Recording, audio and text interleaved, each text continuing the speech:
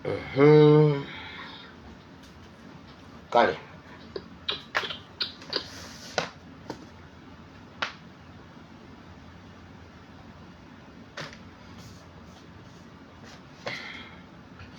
abalungi abaagala nsanyusa balaba mu linnya lya Mukama waffe Yesu mbaniriza nnyo akawungeezi k'olwaleero ku SPS Muwire Bible and Politics.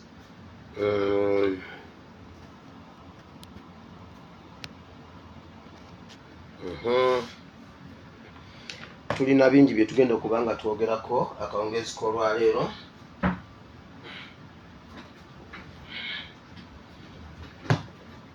Tulina bye tugenda okuba nga twogerako akawungeezi k'olwaleero bingi nnyo. Ntuusereeto eddakiika 8 naye tujja zisanga mbadde nyina byenzijawo mu nsonyiwa okutuuka leeti bamikwano.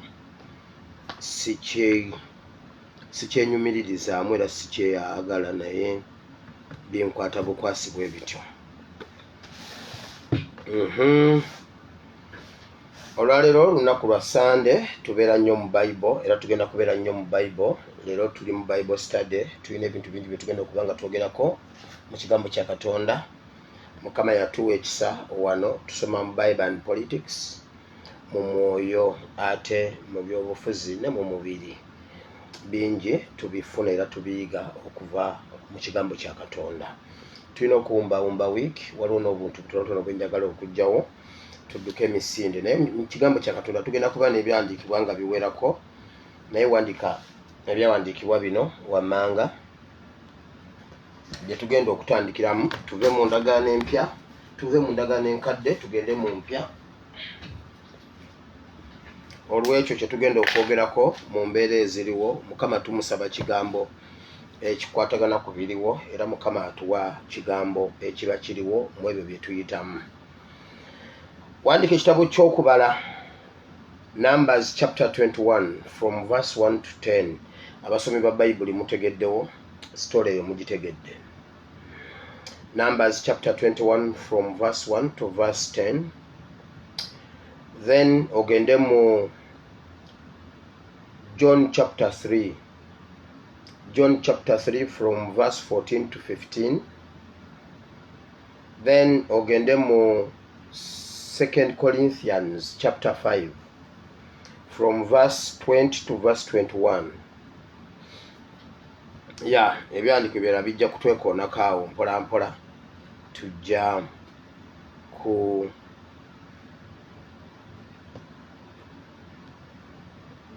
Tujja bigatako. Olwaleero ngenda kwogera ku ki? Waliwo olutalo oluli e Uganda, oluli mu byobufuzi bya Uganda, nga abantu bonna bayimukidde ku mukulembeze waffe wa NUP ne ku NUP as a party oba ku nkyukakyuka. Kati olwaleero awo tugenda okujja ekyokuyiga ku ebyo ebiriwo mu biraba bingi nnyo. Leero nzize kuwogera n'omulembe gwaffe ogwo eri abo abaagala enkyukakyuka. Batubulandinga nga ffe abakozi b'ebibi era batufudde ababi, era n'abamu bawaliriziddwa okubeera ababi oba abamenyi b'amateeka, naye ng'ekyamazima si bamenyi b'amateeka. Kati tuze bisoma mu Bayibuli nga omutwe gw'obubaka oyinza okugufuula kyonna ky'oyagala, naye oyinza okugamba nti tukkiriza okufuulibwa ekibi ku lwa Uganda. Osobola okugamba nti yakkiriza okubeera ekibi olw'abalala. Kati byombi bijja kuba bikola. Bwe tudda ku ffe tukkiriza okubeera ekibi mu mulembe gwaffe nga olwa Uganda, olw'okununula Uganda, ate ne Yesu yakkiriza okubeera ekibi newankubadde nga teyayina kibi. Bwe bubaka bwe tugenda okuba nga tusomako leero, tugenda kusimbula okutegeera obulungi ekigambo kino. Tujja kukijja mu Numbers chapter 21 from verse 1 to verse 10. Then tugende mu John chapter 3 verse 14 to 15. Then we go 2 Corinthians chapter 5 from verse 1 to verse 21. Awo n'ebirala nga Mukama bw'anaaba ayagadde.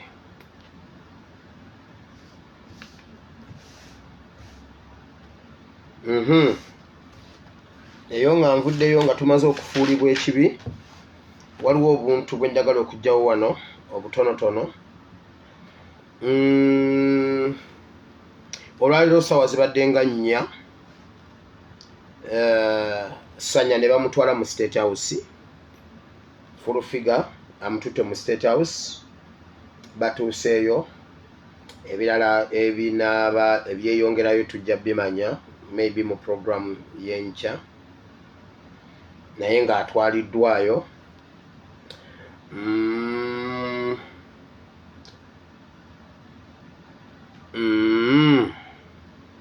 Naye nkyali kukulwana n'okusabira muganda waffe Ssanya. Bangi kumwe mukutusa emitima era muweddemu amaanyi era muwulira mu mukyaye ennyo. Omwana oyo ali mu buwambe, era bingi ebigenda okumukolebwako, bingi nnyo ebigenda okumukolebwako omwana oyo.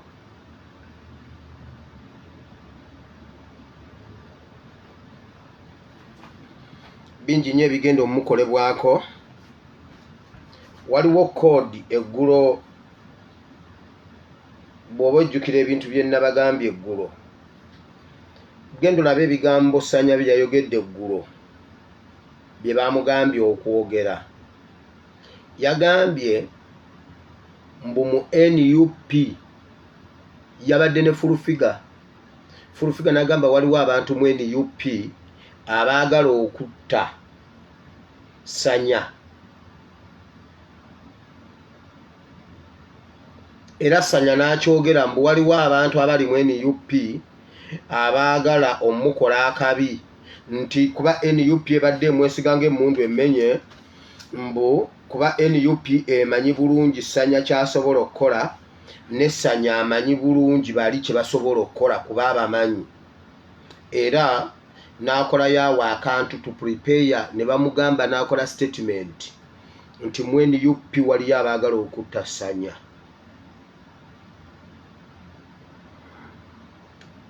Amaaso gaba badde ku bantu aba, Ssanya ne Olivia Lutaaya. Olivia n'abaddukako, ye nadde ku side entuufu. Ssanya ne bamusigaza ng'ali mu buwambe. Layini zonna ze bamuwa z'ayogera zirina ekigendererwa. Ssanya bagenda mutta. Ssanya bagenda mutta.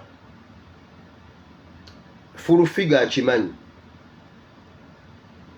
Era nsaba olw'okuba Ssanya ye akyali mu mikono gyabwe, tetulina bwe tumutaasa essaawa zino ng'ali mu mikono gyabwe. Naye NUP Secretariat mu protecting ennyo omwana Olivia Lutaaya. Mu protecting ennyo Olivia Lutaaya. Nkiddamu mu protecting ennyo Olivia Lutaaya. Abeererwe ya nnyo, wabeerewo abantu, then tatambulira ku boda, tamanyibwa nnyo wa waali, bamwetaaga nnyo. Naye ye Ssanya ali mu nnaku ze ezisembayo.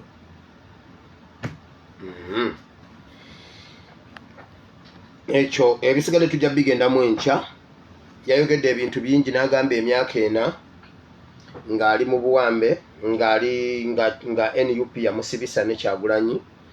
Emyaka 4 tamanyi mukyala bw'afaanana, n'ebintu bye byonna yasanze byaweddewo.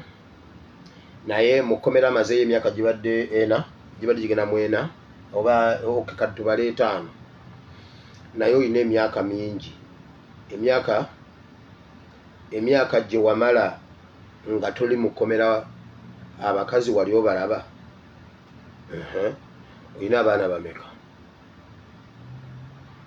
Kati ezo layini bazimuwadde, bo balina bye baagala. Ssanya baagala bamale omumukyaya public, bamale omumukyaya abantu be stronghold ze, bamale bamutte nga ffenna tugamba Ssanya gukusinze.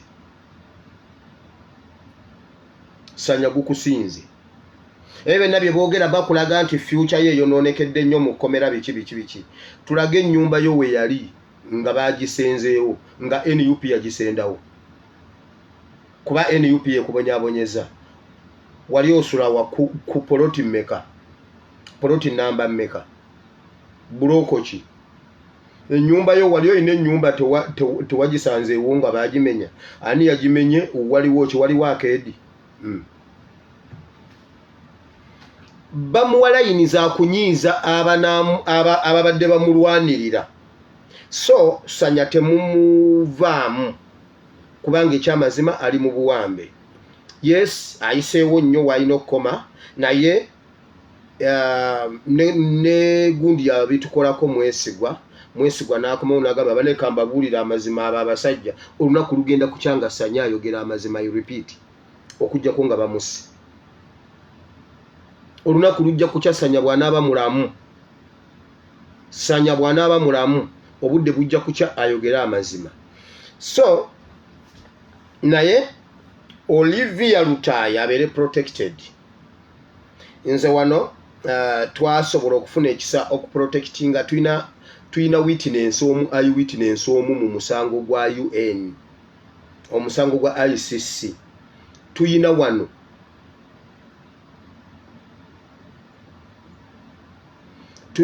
omwana oli gwe twajjanjaba n'olwaliro tukyamuyina n'olwaliro ali heavily protected era n'ebiseera ebyo His Excellency Kyagulanyi yamu postingako tuli in touch with the Secretariat His Excellency Kyagulanyi but omwana akyali mu ngalo zaffe mu buli kintu kyonna omusalaba ogwo twagwetikka n'olwaleero omwana oyo akyali mu ngalo zaffe so waliwo abantu ababadde bagezaako okuŋŋamba wire ki buno obuyambi bwa Olivia nakwata obuyambi bwa Olivia ng'ali mu kkomera sikwata buyambi bwe nga ali bweru kuba kati ali bweru mbadde nga bannamba ya kuba sinaba kwogerako ne Olivia sinnamufuna naye mbadde nga bannamba ya Secretary General Lewis Rubongoya ng'amaze okufuluma sikwata buyambi bwe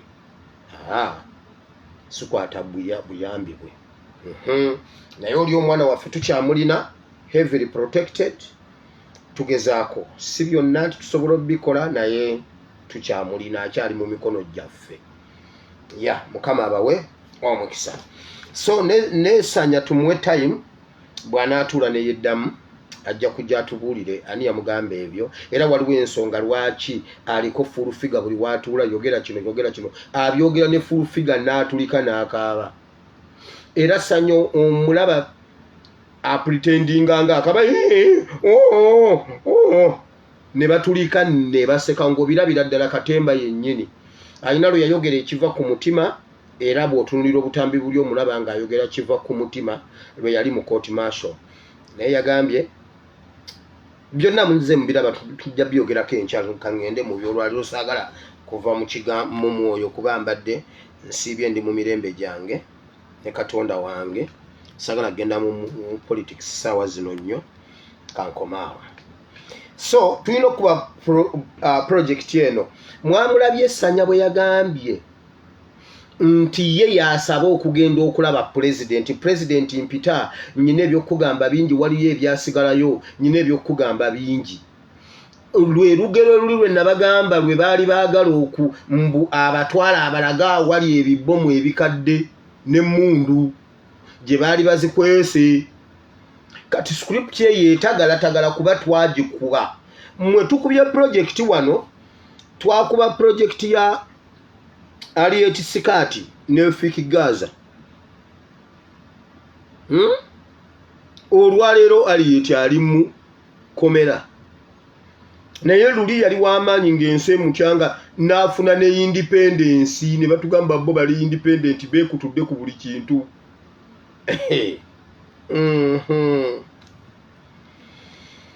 eyo project neefa Fiki Gaza yali tava mu mawulire tava ku TV tava wano ne tukikuba ne tukiteeka ku ttaka kyovolaba kubanga Museveni aba ayagala ng'olina abantu ng'olina following olina abantu abakuwuliriza Kati Harriet Scott olwavaako abantu kakati biibyo naye akafa omukkuto tekaluluma totululumira.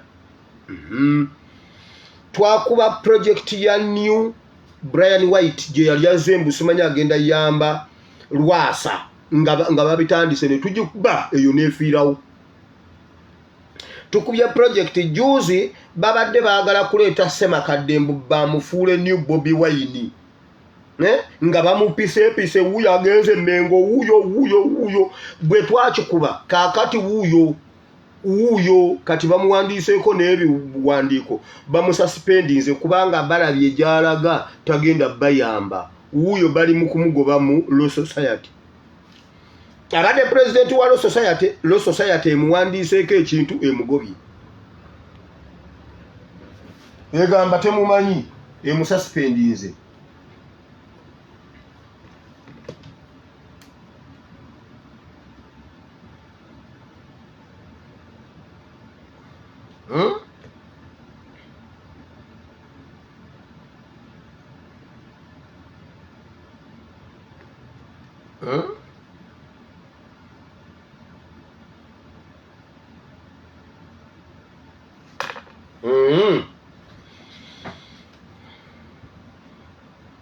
Waliwo omwana nzijukiza neya Icon simanyi ya Mpoma City ani City eyo y'emukono.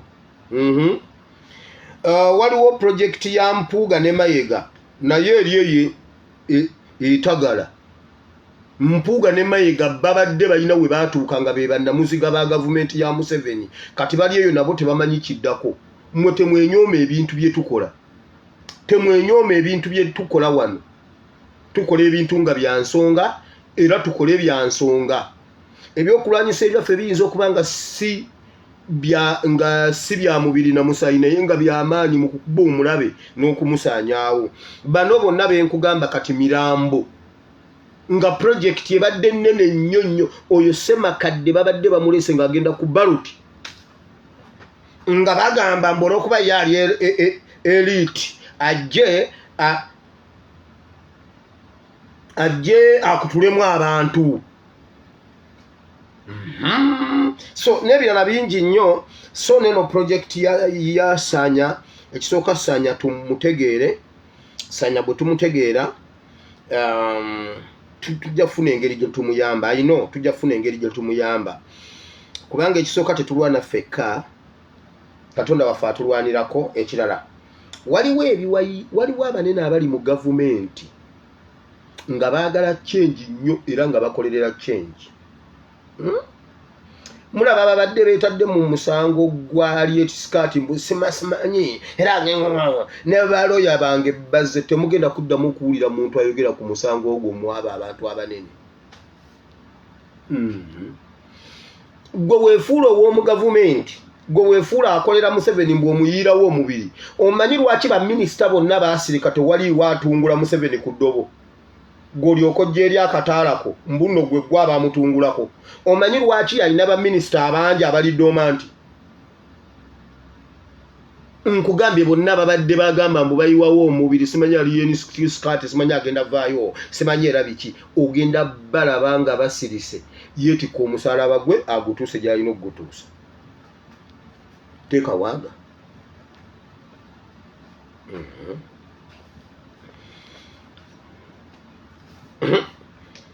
Senga mubadde mumanyi ebiwayi ebiri mu gavumenti eyo nga nvuddeyo njagala okwebaza abantu abali mu UK ne Ireland. Twajja wano ne tubalabula ku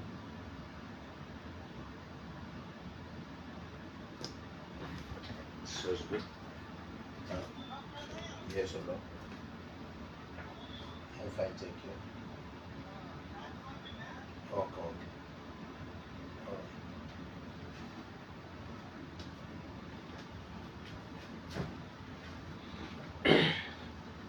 Najja wano ne ndabula abantu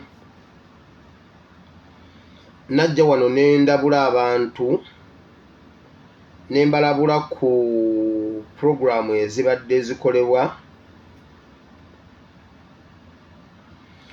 olukuŋŋaano lwabadde lukolebwa olwa NRM lwe balanga olw'amaanyi ennyo lubadde lugenda okugatta ensi bbiri Ireland ne UK. NRM Get Together Party nenjibalabula ku muvubuka gwe bayita Kanani avuga taxi.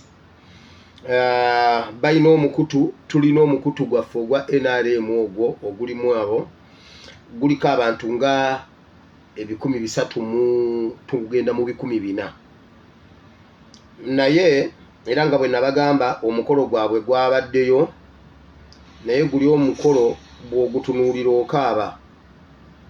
Omukolo ogwagasa ensi bbiri guguno ogulaba abantu tebaweze na 100 ogulabye bapangisawo olonga nnene nga bamanyi bagenda kuyoola. Naye era nammwe ababaddeyo Bayibuli egamba waliyo endiga ez'okubula. Era nammwe ababaddeyo senga otuuka n'owulira ng'omutima gukutunduga ng'omutima gukukubirira kumu tokuba ku ssimu eno tokuba ku ssimu zaffe kubanga twababuulira. Bw'obanga tewakitegeera olaba omukolo gundi ogwagasa ensi ebbiri ogulabye babaddeyo abantu nga 6 ne bagabanagabana ettebo ezo ensi ziri bbiri. Abo be ba NRM ab'amaanyi mu Europe gwali infact gugatta Europe yonna. Bo wadde omwe yabadde wali ate omwo mulimu n'abakozi ba woteeri wakireeba.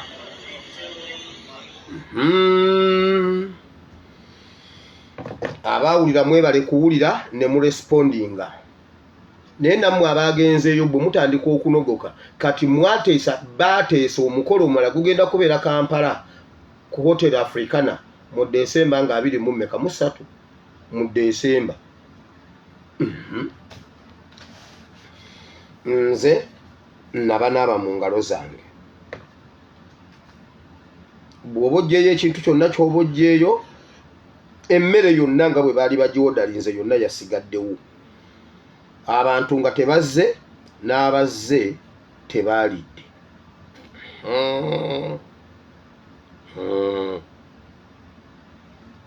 Mu Ireland nalabyeyo ogu eyavudde mu Ireland okujja yabadde ogu naye mumanyi naye tekansirike.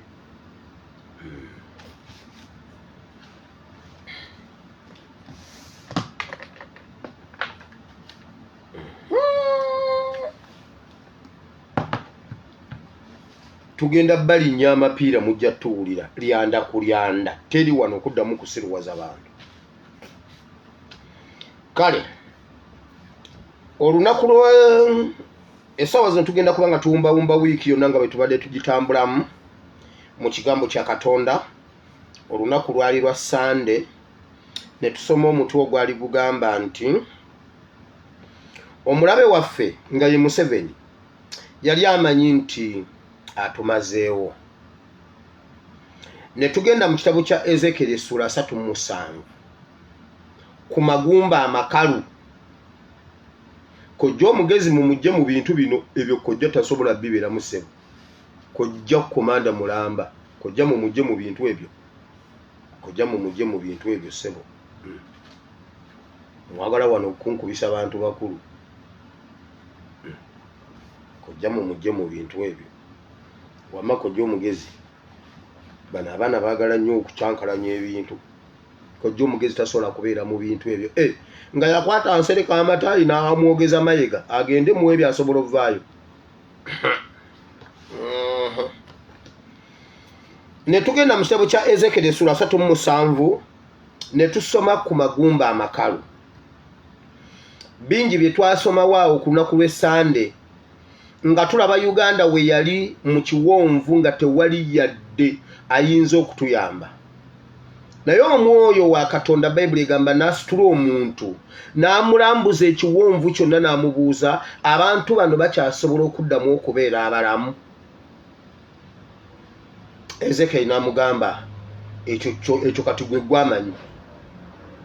kubanga Bayibuli egamba amagumba gaali makalu naye nga si makalu bukalu naye Bayibuli eteekako nti nga makalu nnyo nga tewali ssuubi twali tulinga abamaliddwawo naye Bayibuli egamba nti bw'amala okukola prosesi yonna nga Mukama bwe yamugamba bagenda okusituka amagumba gagenda okusituka mu prosesi yonna nga bwe yali ey'okugalagira buli limu lyepange ku linnaalyo embwa ng'erina lye yajja wano n'eritwala eri yagenda ewuutamu obusomyo naye bwe lyali lidda lyadda kuganne waago ne gaddamu ne geepanga bulungi nga bwe gaali ng'omuntu mulamu Bayibuli egamba n'agafuuwamu omukka Bayibuli egamba bagenda okusituka nga wali bafuutu bigere abanene nga wali bafuutu bigere laba bafuutu bigere abangi ennyo ne bayimirira Bayibuli egamba amagye laba ejje ddene ne liyimirira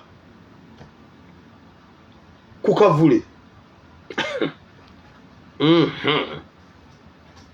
ayo gye twali tufiiridde twagenda okuzuukuka nga tulina n'essomero ddambe ery'aba leaders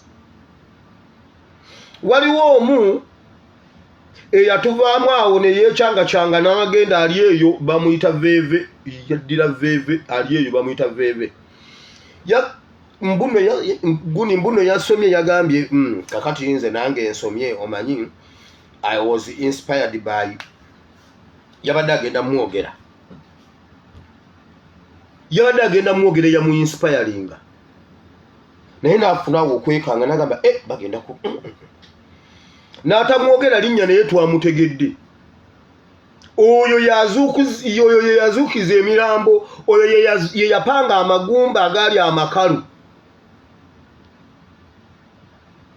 oyo ye yagalagira ne gaddako ennyama ag'omulembe guno kanyangwe ngende mu kigambo kya Katonda bino ebintu bigenda bivayo eri mu kigambo kya Katonda so ng'emirembe gyonna bwe gize gibeera n'abantu Katonda baatandikirako okulokola n'okuzuukusa omulembe oba okulokola ensi oba okulokola omulembe ne mu mulembe gwaffe Uganda weebiri byennyini ebiri mu Bayibuli ng'omulembe gwaffe Katonda yaguzuukiza alina gwe yatandikirako okusitula omulembe newankubadde twali twasirwala nga tetulina kye tumanyi tugenda okuva mu kiwonvu nga tulina bafuutu bigere tosobola nabbamalawo basaasaana ensi yonna basaasaana ebweru omuntu aba agenda ebweru baminisita ba Museveni bwe baba bagenda ebweru teboogera bagenda nkugambye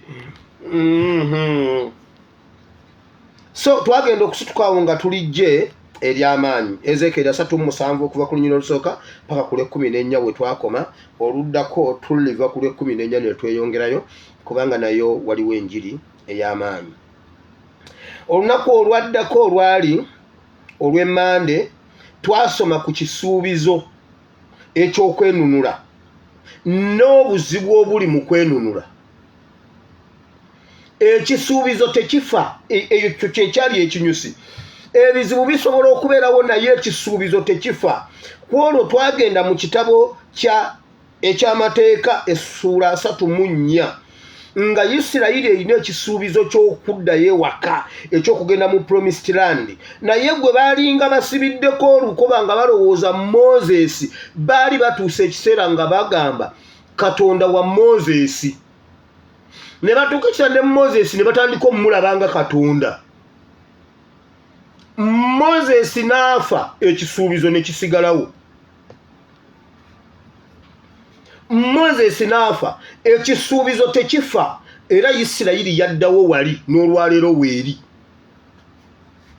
awo Moses teyayingirawo wabula yalengera nkumuguukiriro Moses n'afa ekisuubizo ne kituuka kyo ne kituukayo era abaana ba Isirayiri ne bayingira mu nsi yaabwe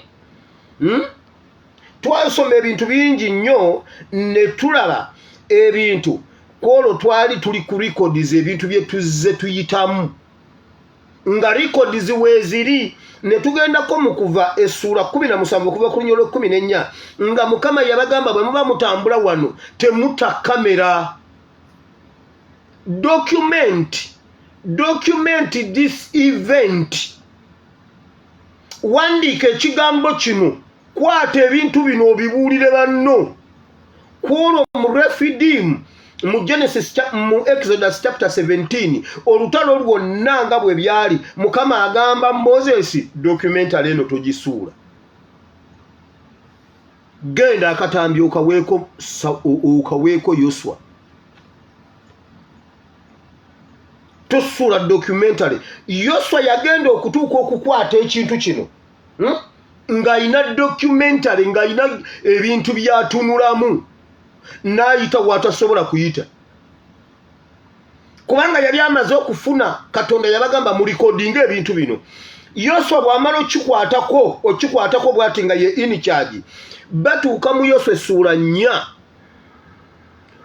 bayita mu nnyanja mu river Jordan era Mukama amugamba teweerabira documentary kubanga naawe okutuuka wano tuuseewo olwabiri bye mwawandiika eri bye mwakwata eri awo wennyini wakati mu Yordan mujeemu amayinja 12 mugende mu documentaringire abaana abaliddawo mubabuulire nga bwe byali ndowooza ekyo tukijjukidde bulungi olunaku olwaddako olwali olwokubiri twasoma ku musajja eyagwa mu batemu gwe bayita Uganda ne tusoma ku baali balina okumutaasa okumujja waawo omuddusa mu ddwaliro ne batasobola kumuddusa mu ddwaliro Omuleevi najja n'amuyitako ne kabona najja n'amuyitako n'amwebalama n'amuleka ng'omusajja atonnya omusaayi akubiddwa ayambuddwa atonnya omusaayi ate ng'abbiddwa n'ebintu bye abaali balina okuyamba omusajja ono bakastodian ab'okukola ku ebyo bonna ne bamuleka ku kkubo ng'atonnya musaayi mu lulimi olusawo nga bagamba ngali unconscious oba kyekyo ekituufu bwe bakisomesa saalimu mu kirasi nga tategeera na biri ku nsi Bayibuli egamba omusajja Omusamaliya najja Samaliya genda osome Samaliya genda bulungi osome bulungi ku byafaayo bya Samaliya Samaliya kyali kibuga ekyabonoonefu Samaliya kyali kibuga ng'abagenge be batwale Samaliya bw'ona ogenda mu kitabo kya Yokaana essuula 5 ojja kulaba ekigango kye baazimba Samaliya nga kiriko n'ebigango ebirala 5 nga bamuzibe babatwala Samaliya abagenge babatwala Samaliya abalema babatwala Samaliya abalwadde abagenda okufa babatwala Samaliya waliwo lwe baali bakutula Uganda ne bajjawo ne bateeka Samaliya ne wabaawo gye baatuteeka nga ghetto terimu equation nga baatujjawo nga baatufiisa nga baatutwala Samaliya eyataasa omuntu eyali omuntu gwe bayita Uganda yali ayambuddwa yali musajja ng'atambula Katonda yali yamuyamba Samaliya eyo gye yali ayina era entambula ye Bayibuli egamba n'amuteeka ku ndogoyi n'amuteeka ku ntambula ye n'amuvuga n'amutwala waliyo omusajja Samaliya yali ayina eskaledi ye jo yatugambye ku radio yakyogedde mu lulimi Luganda nze siri yala era saabeerako yala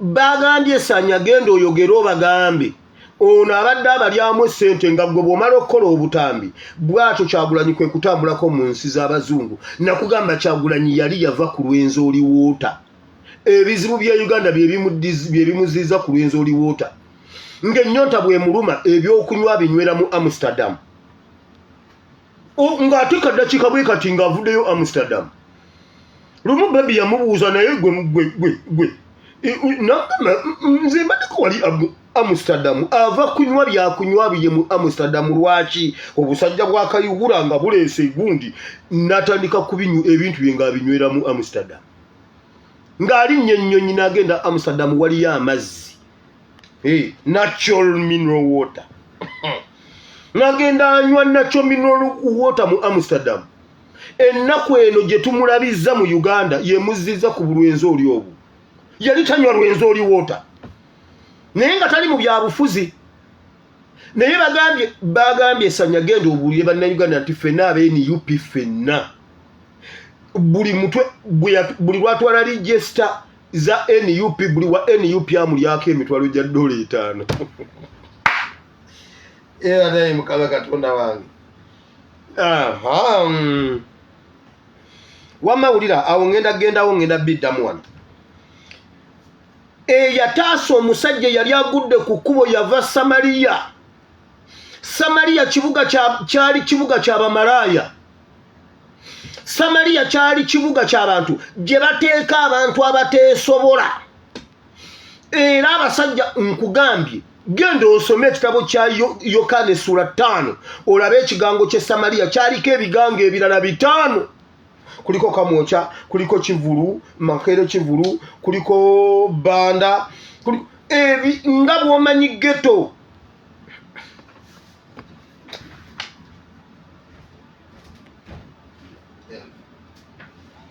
Yes, please.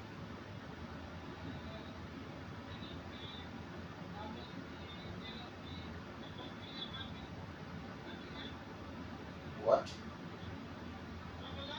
No. Over what? Over what? Come, no problem, come.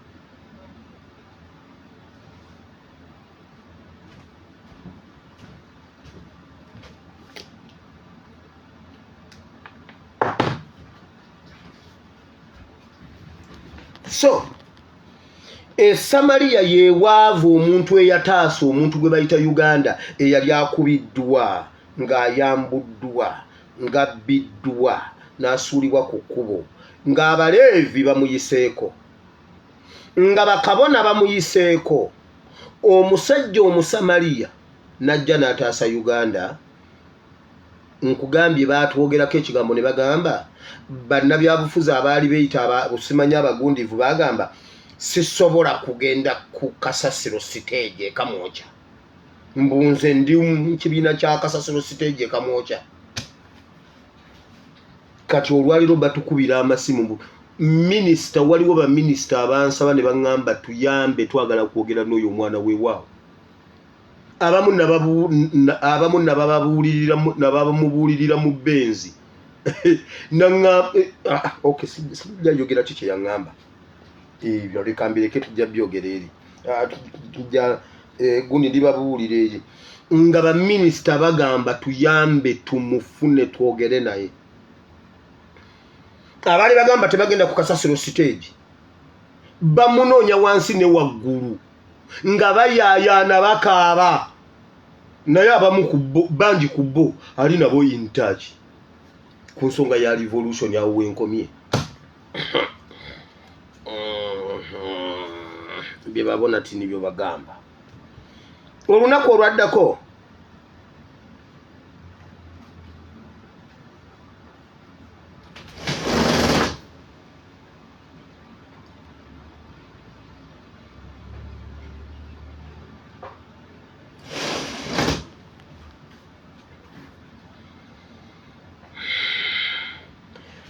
twasoma ku mutwe gw'obubaka ogugamba bannayuganda mwesibe munywere. Twasooka mu Ephesians chapter 6 from verse 10 nti twambale ebyambalo byonna tunywere bulungi, twesibe twambale tunywere, ekyenkomero mubeere b'amaanyi mu Mukama waffe, mwambale ebyokulwanyisa byonna. Bwe twamala okuvaawo ne tugenda mu kitabo kya Ezekiel essula 12 okuva ku nnyiriro lwa 21 nga Bayibuli egamba waliwo eŋŋombo eri mu Uganda. Waliwo ekintu kyemufudde eŋŋombo nga mulaba nga mukifudde lugero, mulaba tekisoboka na kuvaawo, mulaba ng'ekibuutikidde ekisinga byonna nga Bayibuli egamba ngenda kijjawo. Nkugambye Bamuseveni, kati nze mbuuza Bamuseveni, waliwo ebintu 3 byenjagala obbuuza ku butambi bwa Besigye obutambula. Besigye bw'abanga yali ayogera nga ali n'abazungu, ku bombi ani yabutadde, Besigye oba abazungu?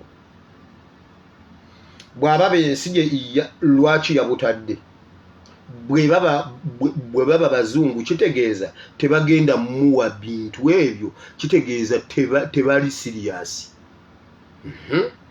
Ekyokusatu bamubba egundi, gavumenti yamuwambako essimu n'egitwala. Gavumenti ye yatinkudde essimu ye n'ebita confidential information ngeyo agiteeka mu bantu bagiteeka mu bantu lwaki ate ng'egenda bayamba mu kooti babalimba.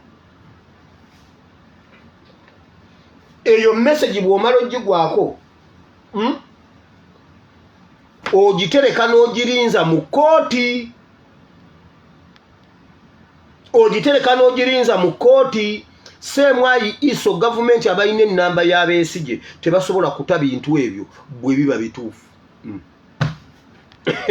Wammeeyo nvuddeyo. Eŋŋombo gye mulowooza mbu b'amaanyi, ba Museveni baali b'amaanyi nga Museveni ye muyeekera ate nga yali mu gavumenti. Bye yakola ku bayitongwa, bye yakola ku ADF, bwe wabaawa ebyaddala nga si yabirimu tebalina kye bali weewaawo. Ebbanga lye tubasomoledde ne tubajja wali n'olwaleero tebalina kapasite esobola kubuuza nti ekintu kino kivaawa.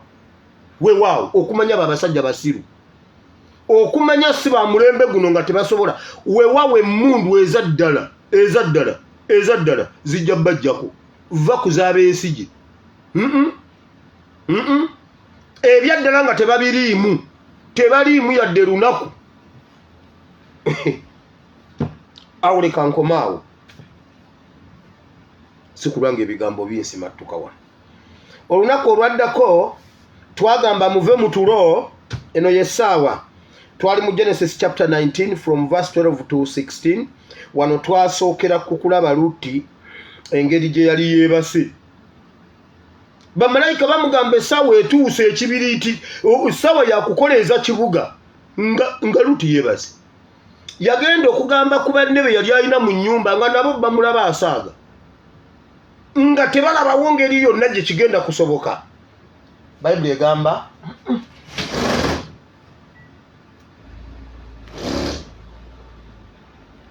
kali wali. So naye munnange Bayibuli egamba bweti, malayika wa Mukama n'abakwata ku mikono n'abaddusa n'abafulumya okuzikirira. Kono twali twesisimula mu tulo, tuve mu tulo tuzukke tukole kye tulina okukola. Ne tulaba Musa mu kitabo ky'Okuva essula 3 nga Musa ali mu kwetooloola. Olwedde waali watukuvu, Katonda n'amugamba va mu by'okwetooloola ebyo by'oli mu kwetooloola. Toyina bye weetooloolamu. Kyonoonye eno gy'oyagala okujja naawe weekiri. Jamu by'ojjamu kubanga oli mu kifo kitukuvu. Olwedde wooli wennyini watukuvu, wabula yasembera eri mbwa watukuvu alabe ekisaka kyokya. Yagamba kanneekooloobye. Katonda n'amugamba va mu by'okwekooloobya naawe wennyini w'oyimiridde kati nawo weekiri kati. Okuva essula 3. Then tugenda ne mu kyamateeka essula 2 nga Bayibuli egamba nti abaana ba Isirayiri beetooloola olusozi nga bali awo beetoola bwetooloozi bwe bati okutuusa Mukama lwe yabagamba mmwe mwetoolodde ekimala. Nga beetoolola badda mu kkubo eridda ku nnyanja emmyufu gye baava ate nga gye badda. Bava mu kalulu 2:21 badda mu kalulu 2:26. Katonda n'abagamba temudda mu kalulu. Ba Museveni bwe bafuna akalulu ka 81 kabamala balwana tebadda mu kalulu kalala ate era tebadda mu kalulu. Tewali kwekoolobya nga tudda ate mu kkubo ery'ennyanja emmyufu. Nedda, tulina kutambula nga tudda ku bukiika buli Katonda bw'atugamba. Genda osome ekitabo kye ky'amateeka essula 2 ove ku lunyiriro sooka ojja kuba obisanga waawo. Olunaku olwazeeko twasomye nti ffe abalonde ab'omulembe guno, ffe tuliwo ffe abalonde ab'omulembe guno, twagenze mu 1 Peter chapter 2 from verse 9 to 10 nga Bayibuli egamba ffe omulembe ogulondeddwa okukola bino era tuli mu nnaku zaffe ez'okukola bintu tulina okukola. Bwe twavudde awo ne tugenda mu kitabo kya Zaakaliya essula 4 ne tulaba Zaakaliya mu biro ne tulaba nabbi Zaakaliya obunnabbi bwe yaleeta eri omulembe ogwo. Katonda n'abagamba ekyokukola ne bakitambuliramu era ne bakikola bulungi. Zedekiya n'akola bulungi nnyo bye yali ayina okukola mu mulembe gwe. Eggulo twazeemu era omutwe gwe gumu ogw'omulembe guno mu kitabu kya Yuda essula esooka okuva ku nnyiriri esooka okutuuka ku lwokutaano, nga Bayibuli egamba nti ffe abalonde, ffe abayite be balonda mu mulembe guno okunyweza obulokozi bwaffe buno, naye twegendereze babeesige abaatusensera, twegendereze abantu abatulimu abaatusensera, abakyamya obulokozi bwa Katonda, abakyamya okununulwa kwa Uganda nga beerimbise mu ffe naye nga si be bamu ku ffe. Mukama abawe omukisa. Tugenda kusaba, tugende mu kigambo kya Katonda. Kubanga tulina bingi bye tugenda okubanga twogerako leero mu kigambo kya Katonda mu Bible and Politics. Katusabe. Wiiki bwetyo bwebadde, funawo kuŋŋaanyiza ebyawandiikibwa ebyo ebya wiiki, tomanya ojja kubaako olunaku lw'obyetaaga. Katusabe. Katonda waffe, Katonda wa Ibulayimu ne Isaaka ne Yakobo, tukubaza olunaku lwaleero Mukama. Weebale nnyo olwa wiiki yonna Mukama mu kigambo kye kitukuvu. Mukama oyogedde naffe mu byawandiikibwa ennaku 7 zonna, buli lunaku nga kyawandiikibwa kirala, message nga ndala naye nga ya mulembe guno. Weebale nnyo mukwano, n'essaawa eno jangu osomesa oyigize batabani bo ne bawala bo. Tulina enjala nga si ya mmere, ennyonta nga si ya mazzi, naye ebyekigambo kyo. Tweteeseteese ayi Mukama, jangu oyogere gye tuli. Mukama, nange oluvannyuma lw'okubuulira abalala ate nneme okuba atasaanira. Mukama, nga tugenda mu kigambo kyo, sisinkana batabani bo ne bawala bo. Waliwo abalina emitima egimenyese nga gisaana kuyunga. Waliwo abalina ebirowoozo bingi tebibaganya na kuwulira byogerwa wano, naye sooka owewula emitima gyabwe Mukama. Obatikkuleko emigugu emizito egyo, obawewuleko emigugu emizito egyo Mukama. Obavubirize ayi Katonda, emmeeme zaabwe zirakasidde olw'ennaku ennyingi ennyo gye tuyitamu oba gye bayitamu. Mukama, tutikkule ogwo omugugu, ekigambo kyo kigwe ku ttaka eddungi, kibale ebibala, ebibala byakyo bibeerewo. Mu Kristo Yesu Omwana Katonda ayinza byonna tusabye, abantu bonna ne bagamba nti amiina. Okay, olwaleero tugenda kwogera ku musaalaba, ku kufuulwa ekibi. N'ofuuka ekibi oba ekikolimo oba ekivume, ne bakwogerako ebintu ate bambi olumu nga tolina bw'obyewozaako, nga tolina bw'obyejjako, nga tolina naye nga ky'olina okuyitamu okununula abalala kyali kibaddewo. Ssanya bamuwadde najja nayogera n'agamba nti nno bo bwe babasiba ne babeera mu kkomera, Kyagulanyi n'afuna ssente n'agulira omwana we Kampala emmotoka, ali bulungi nnyo, ali mu kusomera bweru wa ggwanga. Waliwo omuntu ayinza okukirabanga n'olowooza nti no kituufu. Omwana jjo nabadde mpulira nga boogera, kubanga ngoberera ebintu bingi, ngoberera ebintu n'ebyemizannyo.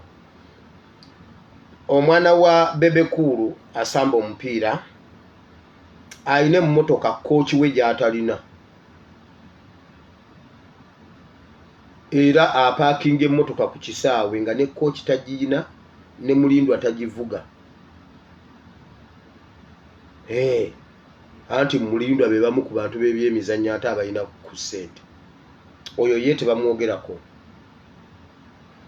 Naye mutabani wa His Excellency Kyagulanyi gwe bayita Kampala ayina ekitone kye, musajja muddusi, musajja abuuka era akiikirira.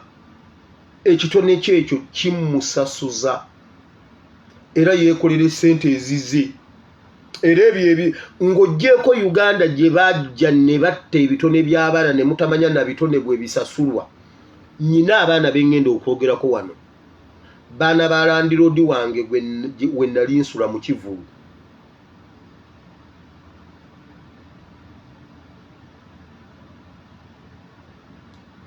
mukivulu we nasulanga landiroodi wange oyo gwe nabba naye akalulu kansere ku ntera nnyo omwogerako ayina abaana be era mu mwaka gwa 2012 nga twali tugezaako okukola ku byokujja ebweru batubba ffenna n'abaana be oluvannyuma mu 2016 nze n'enzija bwe ntuuka wano n'embeera nabo in touch baali baana baggeto kuba baali baana bavubuka bato nga bakuba ebikonde nga bo balina obudde nze nnyina okugenda okuwenjeza maamebeni ekyokulya bo baali bavubuka nga bali waka waabwe nga bavuga busikeeti nga bakuba ebikonde mu gundi ya Lukanga oba ne Andamani oyo mu Lukanga kati abaana nga balina ekirabo kyabwe ekyebikonde ne batambula ne bakati bwe ntuuka wano n'embeera nabo in touch ne mba connectinga ne bagira omu omuto ye yasooka okujja wano bw'atuuka wano ng'alina ekirabo kye ky'okkuba ebikonde kati n'abawana abasajja eyali azze mu bwa security wawawana ebyomizannyo okukakana ng'omwana bamuguze bamututte n'abagamba ate nze ndi biwero nyinayo baaba wange ate ye bwajjanze mu mutya nabo naye ne bamuweereza gundi ne bajja wano ne babawa ne ofa okuleeta abantu baabwe be baagala bali wano balya ku kitone kya bikonde babikubiranga mu ghetto bali wane kata wendi byenjogera mbimanyi so basasulwa buwanana abajjanga ba security kati si ba security okitegedde so kati oli omwana banne nyine ebitwane ebisumba wamale ekaziye ate ndina mu kigambo kuba mwe mujja kuddaawo mwe mulowooze mbuno siri mu kigambo ndi mu kigambo wakati naye ekigambo kye tugenda osoma ulira omwana Kampala muddusi abuuka era n'awangula kati tomusuubira kutambuza bigere ng'ayina ekitone kye obanga oli ali mu KCCA ku katebe simanyi mu express ku katebe tata wasiba yomba lwaki omwana mumumya mupiira lwaki omwana tannakuba na mipiira giwereena naye mmotoka gyavuga esinga ya kooki we oyo ye tebamwogerako okitegedde naye bambi ekibi kyonna okwata ekibi ne bakiteeka ku musajja His Excellency Kyagulanyi talyanga ku ssente ya muwi wa musolo n'okugaggawala nalabyeko bukyana bannange bukyana mukwano waali badde oconcentratinga n'omira bulungi eddagala bukyana mwannyinaze wandifuwa bukyana ne muyanga muwanga simanyi muwanga oli ow'egindi owe atali muyanga lutaaya naye muwanga lutaaya owe Wakiso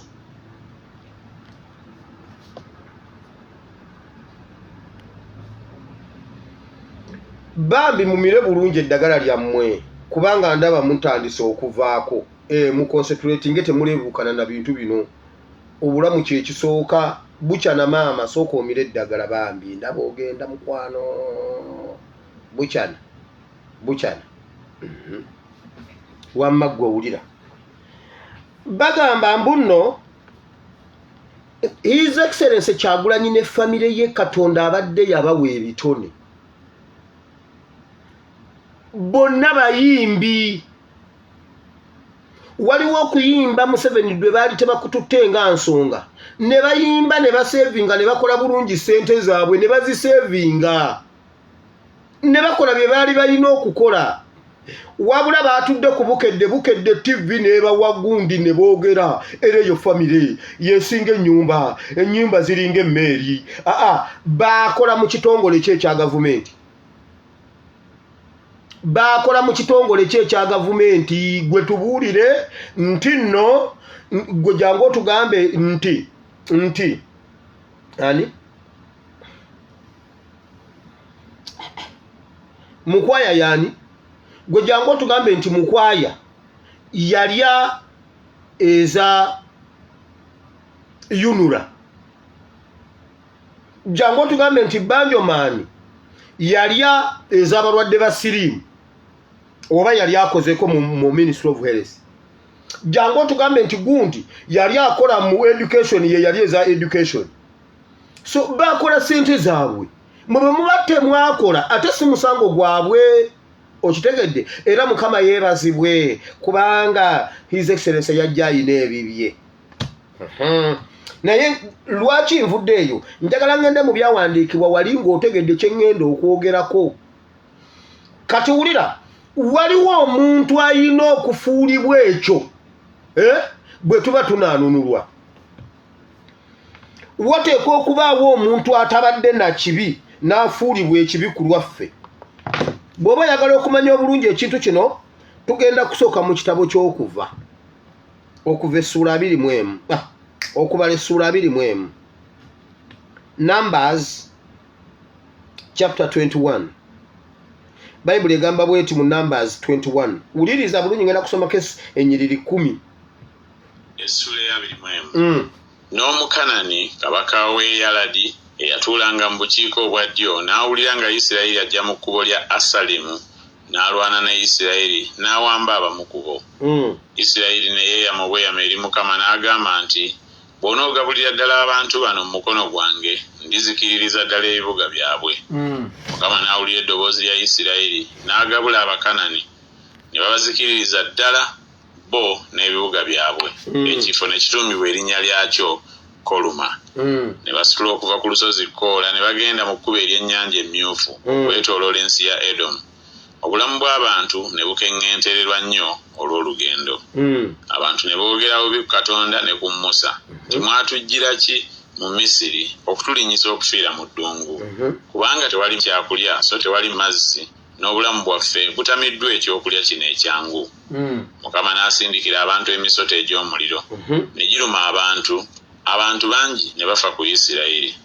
Abantu ne bajja eri Musa ne bagamba nti twonoonye kubanga twayogera obubi ku Mukama ne ku ggwe. Saba Mukama atuggyeko emisota. Musa n'asabira abantu. Mukama n'agamba Musa nti weekolera omusota ogw'omuliro oguteeke ku mulongooti. Awo olunaatuuka buli alumiddwa bw'anaagulaba anaaba mulamu. Musa n'akola omusota ogw'ekikomo n'aguteeka ku mulongooti. Awo olwatuuka omusota bwe gwabanga gulumya omuntu yenna bwe yatunuulira omusota ogw'ekikomo n'aba mulamu. Abaana ba Isirayiri ne batambula ne basiisira mu Obosi ne basitula. Owulidde ekyawandiikibwa ekyo? Kati nga tumaze okusoma ekyawandiikibwa ekyo kannyongereko ekitabo kangenderewo mu kitabo kya Yokaana essula 3. Olwo tuvudde mu ndagaano enkadde tugenze mu mpya. Yokaana essula 3. Yokaana essula 3 olunyiriri olw'14. Essula ey'okusatu yagala ensi bw'ati n'okugulu. Nga Musa bwe yawanika omusota mu ddungu bwe kityo n'Omwana w'Omuntu kimugwanira okuwanikibwa buli muntu yenna amukkiriza abeere n'obulamu obutaggwaawo mu ye.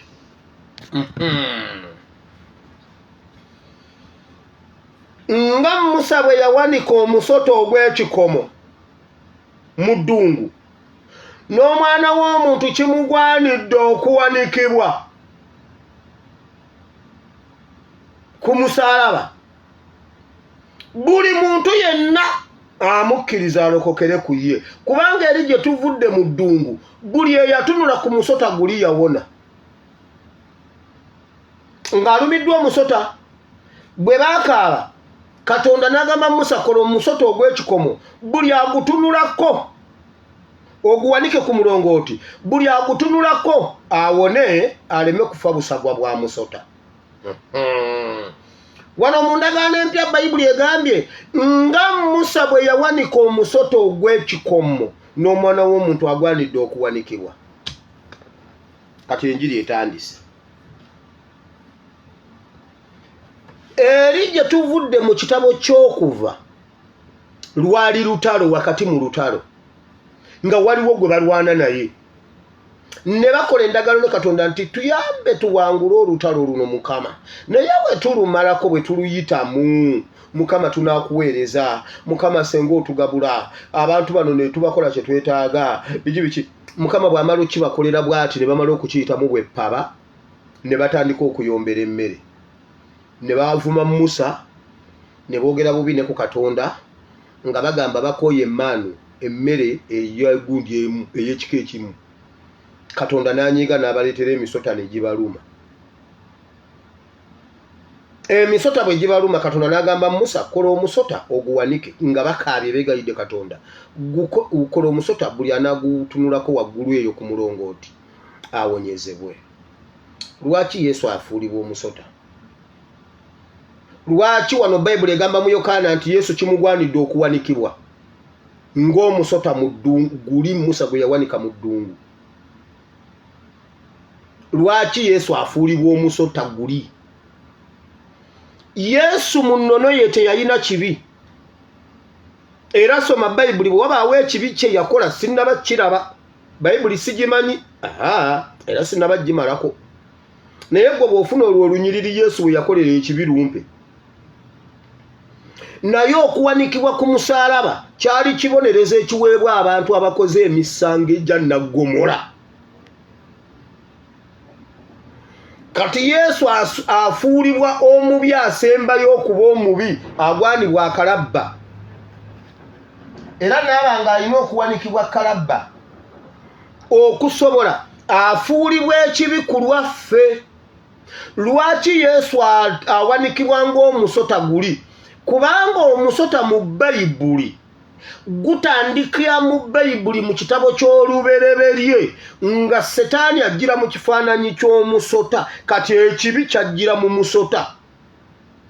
Kyova olabanga Bayibuli egamba yafuulibwa ekibi ku lwaffe. Teyali mubi era teyakola kibi naye afuulibwa ekibi. Nakugamba endagaano empya yonna eva mu ndagaano nkadde.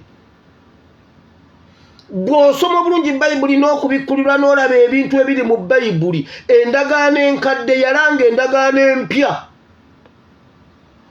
Tusooka okulaba omusota mu Bayibuli nga kyekibi. Ekibi kyajjira mu kifaananyi ky'omusota ne kikema Eva. Awo ekibi we kitandikira. Kati Bayibuli bw'egamba nti yali omutuukirivu afuulibwa ekibi yali alina okuddayo mu kifaananyi ky'ekibi ekyasooka mu Bayibuli awanikibwe ng'omusota gwe baawanika mu ddungu naye nga teyalina kibi naye n'avunaanibwa n'attibwa n'afuulibwa ekibi n'avunaanibwa ebibi ku lwaffe.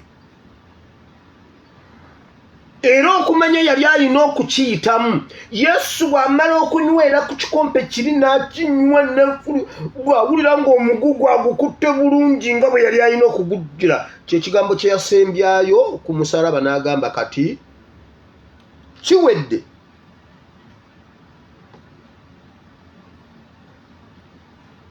Yesu ayogera ekigambo nti kiwedde. Teyalina kibi naye n'afuulibwa ekibi. Bw'owulira ebintu bye bavunaana Kyagulanyi Ssentamu bamuvunaana n'akalulu ka 2 w'ataali. Bamuvunaana okudireyingisa mbu yadireyingisa opposition ne w'ataali n'essuubi gy'ataalabako ne baani baataalabako. Bamuvunaana n'okulemesa bassebaana ye w'ataali. Mu bassebaana teyaliimu yali ali Samaliya.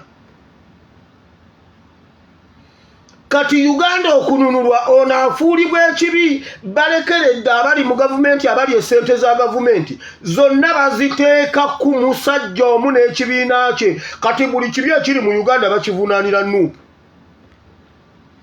Sanya yamuvunaanye n'okuba nga tannaba kuzaala. Mbwe emyaka ena gy'abadde mu kkomera tannaba kuzaala lwa Kyagulanyi tamanyi mukazi bw'afaanana. Ebbanga lye wamala n'abakazi n'omanya bwe bafaanana obalinamu abaana bameka. Era Kyagulanyi ye yakulemesa ozaala luli.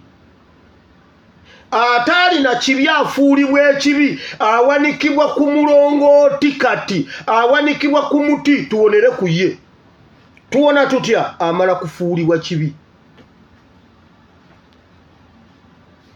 Twalina oluyimba mu Calvary Cross Choir olw'amaloboozi nga lugamba bwe luti batunuulira Yesu ku musalaba tunuulayo olabe nga bamutaza. Ani amanyi oluyimba olwo? Nti atalina kibi agwanidde okufa lwa musango gwange.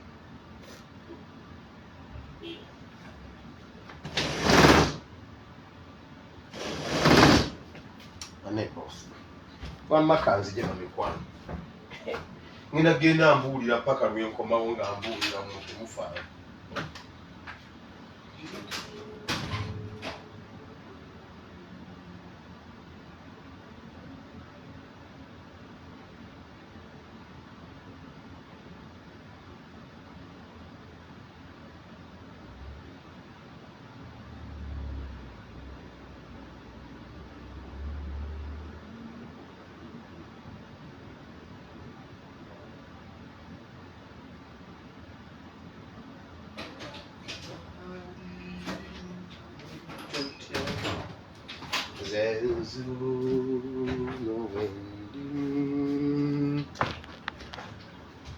Okay, nkomyewo. Ulira atalina kibi ng'agwanidde okufa agwanidde. Yesu yavunaanibwa emisango ng'avunaanibwa jjaffe ffenna abaaliwo n'abaali tebannabakubaawo. Kyova olaba omulembe gwaffe gwonna bagubulandinga ng'omulembe omwonoonefu. Ffe twagala okusaanyaawo Kampala kati ffe bayeekera naye ADF yatandika tetuliiwo. ADF kati bagivunaana ffe nga bwe yali etandika mu 19 tetwaliwo, twali mu primary.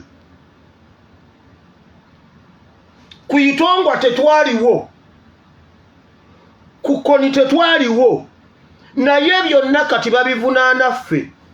Museveni bw'atambula n'agenda ne bamugamba tetulina nguudo tetulina masanyalaze nti mwalonda bubi. Mwe lwaki mwalonda Nuupu? Mu byafaayo bya Uganda Nuupu eri mu kisanja kya 226 tekinnaba nakuggwako. Naye bwe bamubuuza leerwe owange lwaki standard gauge leerwe mu Uganda tetugirina, mwalonda bubi, mwalonda Nuupu. Owange Uganda yalina ennyonyi, Amini yali alina ennyonyi nga mu East Africa ffe tusinga ennyonyi, mwalonda bubi, mwalonda Nuupu.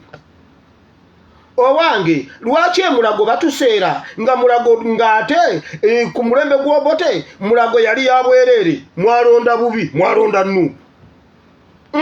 Ekkubo ly'e Nakaseke bannange Nakaseke ani bali Kalege ani Honorable Lutamaguzi yatera okubyogera bannange ekkubo lyaffe eryabali Kalege simanyi eriyita ensuusuuti erigenda simanyi ebiki erigenda ebirongo simanyi nerigwerawa ate lino ekkubo mwalonda bubi, mwalonda Nuupu. N'omugamba okay kati ate abeeka muli bo bukyanga balonda babaddenga bo balonda Kadaga wa NRM. Ffe tukubuuza ate abeeka muli mwenna mwalonda bubi, mwalonda Nuupu. Tuli ku mulongooti waggulu. Kyova olaba owe-FDC ajja mu studio n'atadiscussinga FDC n'ayogera bibi bya NUP. Naye nga n'ebibi bye bavunaana FDC Besigye bw'amala okuva ku ballot yaleeta candidate gwawulira nti yoyo, naye bagamba nti NUP ye yakuba Besigye omujjawo nga Besigye ye yeereetera Oboy Amuriat era n'amuwagira era n'atambula naye mu mmotoka. N'ekyo nakyo bakivunaana NUP. Tuli ku mulongooti waggulu batuula mu studio nga temuliimu n'omu ayinza kuwolereza NUP. ne balyoka bagiswika muganda wange ne beekubirawo zipaasi n'amuweereza veve akuta omupiira mwavunya n'aguweereza munyagwa n'amusala n'akuba n'agwa lw'omusana agutaddeko omutwe n'aweereza paasi gwe munnanga awuliriza nga tewali weni UP n'ogu ne basiibula ne baddayo ewaka ne bagamba tubawadde baddangamu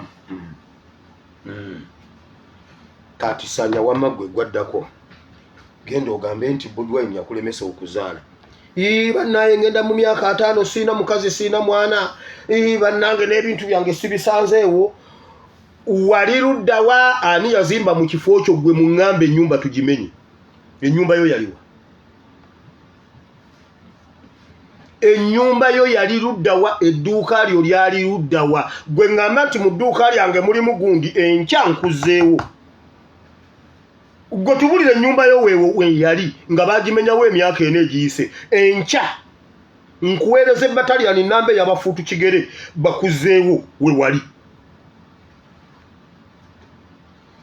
ebibi byonna babitaddeko oli alina okufuuka ekibi ku lwaffe bwe tuba bakununulwa nange ndi ku kyeyo ku lulwe mbonaabona lwoyo bayibuli njagadde nkujjire ku musota guli Yesu afuuka ekibi ku lwaffe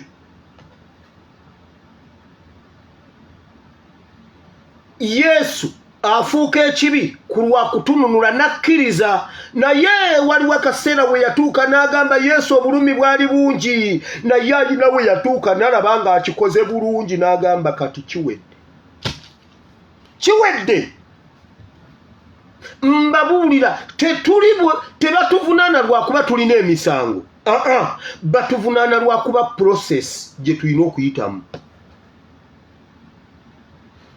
boonoonya erinnya lyaffe boonoonya erinnya lya NUP boonoonya erinnya lya pulezidenti waffe naye lwaki kubanga ye process gy'alina okuyitamu bw'aba waakutununula mukazi wattu Ssuubi yalanga akalango nga kikyali kibebi kito bwe kiti nkijjukira nga kikyali kito bwe kiti nga kiranga obulango ku TV kati kira sente zaakyo ziri eyo zikula bambi kakazi kattu kana agenda okugulayo emmotoka nti muwala wa pulezidenti omulabye muwala wa pulezidenti omulabye muwala wa pulezidenti omulabye yajjako Museveni ng'agamba mbu Museveni anyonoona ssente olaba kaakati Ssuubi emmotoka gy'avuga nga kitawe yakatuuka mu buyinza bw'ati kakazi kattu kaakola akalango n'ogwo nagwe bagenda gumuvunaana bw'obuuza lubega mukaaku lwaki tewayitamu 2011 Kyagulanyi oyo omwana mubi nnyo akubye abaganda ffe n'atumazeewo mwana atukubye kuyo naffe n'atumazeewo lwaki ayina okufuulibwa ekibi Yesu bayibuli ekyogedde bulungi nti ng'omusota bwe gwawanikibwa mu ddungu kati olina kusooka kubuuza omusota guli ki mu bayibuli okimanyi nti omusota simbo ya sitaani omusota simbo ya sitaani era genda mu kitabo ky'okubikkulirwa ne mwani ne Mwezeekeri ne mwani nendaba ogusota nendaba ogusota buli lwowulira ogusota ogwo Yesu afuulibwa ddala ekintu ekyo genda mu Bakolinso ekyokubiri leka mmale okujjayo wano Abakolinso ekyokubiri essula 5 essula ey'okutaano ensi naye yennyini nga tababalira byonoono byabwe era nga yatuteresa ffe ekigambo ekyokutabaganya kyetuba tubeera ababaka mu kifo kya Kristo Katonda ng'afaanana ng'abeegayirira mu ffe kyetuva tubeera ababaka ba Kristo nga Katonda afaanana ng'atwegayirira ffe tubeegayirira mu kifo kya Kristo mutabagane ne Katonda atamanya kibi yamufuula ekibi ku lwaffe gwe kasita weewaayo okubeera ambasada wa Kristo yafuulibwa ekibi ku lwaffe. Era gwe wenna yeewaddeyo okubeera ekyo ng'oyagala kubeera brand ambassador wa Yesu, ekyokufuula ekibi tokyebalabala. Kyenkukuutira kiri eki, mwine eŋŋombo zammwe eyo, ate nze bwe baŋŋamba ekintu nkikolera ddala, kati gwe toli ambassador. Era nze kasita baŋŋamba tojjukira bwe bansibako oli omuwala nga simwagalangako. Oyo omukazi waawali wammanga oli bbeere ddene bwe bamunsibako nagenderayo ddala. Kati noono ke batandise omunjogerako, nze bwe banjogerako ekintu nkikolera ddala, toli brand ambassador. Brand ambassador akola atya? Brand ambassador akola atya? Brand ambassador bwe bamwogerako ekigambo takikola. Bamufuula bufuuzi kibi naye nga ye si kibi era nga takikoze era nga takikola. Kati Bayibuli egambye bwe tuba tuli ba ambassador, oyo Kyagulanyi Ssentamu bw'omutunuulira ebintu byayogera ne byakola, brand ambassador mulamba. Era byolaba bamuwanise, NRM gwerwanyisa, UPDF gwerwanyisa, amakooti gwe galwanyisa, naye ate n'abo opposition gye yandidukidde nabeera bamulwanyisa, naye ye talina gwawalana n'ogu ne w'Abeesigye yagenze. Ye yasoose w'Abeesigye bwe yakubye enduulu, ye yasooseeyo, naye ng'eri mu mugongo ye Beesigye agamba mumulaba kuzunga naye tasobola, mumulaba kuzunga. Bambi ye Kyagulanyi bw'agende w'Abeesigye amuwahaaga n'emikono ng'ajanjuluza bw'ati.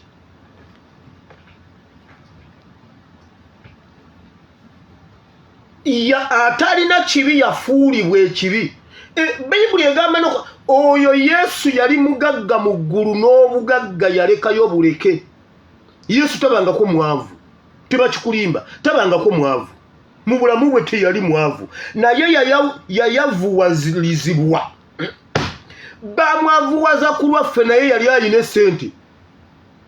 Bamwavuwaza bwavuwaza naye yali alina biiki. Bamwavuwaza bwavuwaza yali alina saaviisi ze ate ng'azitunda buwanana, ng'okumuyita okugira olunaku lumu. Ate mumanaye mwereka mbabwire ngenda bagamba kino ekigambo mmwe mulowooze mbunonsaaga weewawo. Ate olunaku lumu yalaza nnuma nga ndi mu kivulwawo, nenoonya engeri gye nsobola okufuna ssente, ne ngamba naye Mukama nze lwaki ssente zambulira ku kinga nnoonya ssente. Kati ye waffe waliyo omuvubuka azaalibwa waffe Bunjakko. Kati muvubuka mugagga alinamu akasente, alina edduuka ly'engoye ebuwama mu tawuni. Bw'otuuka ebuwama mu tawuni, yimirira obuuza abali ebuwama waba bodaboda nti edduuka ya Ntongo yeeriwa. Omuvubuka bamuyita Ntongo kuba mumujja gamba nnimba, njagala nkuwa ebintu nga nkuwa gundi ne reference. Ne ngamba Ntongo ono aleeta abayimbi ne bajja ne bayimba n'afuna ssente. Waliwo lwe yaleeta Walukagga mu biseera bya tugende Nambolerero nkuzimba omupiira yakozesa yayoola omusente. Kati omutima ne guŋŋamba abayimbi bagenze nnyo ewaffe ye Bunjakko n'ebuwama. Olwo ndi mu bodaboda n'ekyokulya kimbula. Nga sinayingira bodaboda ndi ku New Vision n'ekyokulya kimbula. Ne ngamba nesenga ngende wa Bobi Wine ono ne musaba tugende e Bunjakko. Anyambe tugende e Bunjakko nze nsoloze ku mulyango ze tujjamu yambuuliriza ayagala mba ne bwe yali badde ayagala obukadde 2 nandikoze 6 ne muwa 2 ge. Gwe Ntongo omumanyi? Baba bamumanyi. Uya mumanyi kavubuka katini gwe katika wanvu kalina sente naye konna ono musajja ani Abitex akasinga obunene naye kalina sente. Naye ngamba naye bwenna senga ngende wa Bobi Wine ono nenjogera naye tetuyinza kugenda e Bunjakko ne tutesa nti bwe kiggwa nga nze muwa miliyoni za 3 bwe bigaana nakirowooza nako ekyo. Negamba nkole ntya bannange omuntu akola atya embeera eno. So His Excellency Kyagulanyi yali alina byatunda naye byonna takyabitunda lwaki yayavuwazibwa ku lwaffe kataddemu ayimbe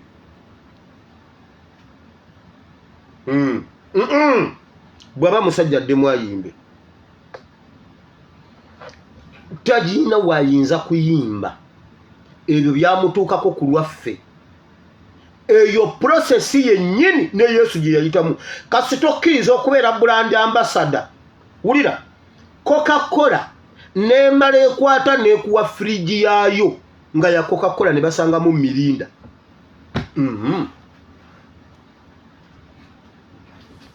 Coca-Cola nekuwa friji yaayo muyina kubeera mu products za Coca-Cola zokka Pepsi bweba ye yakuwadde nesangamu omunanasi egunywa egutwala ne friji yabwe basobola ogitwala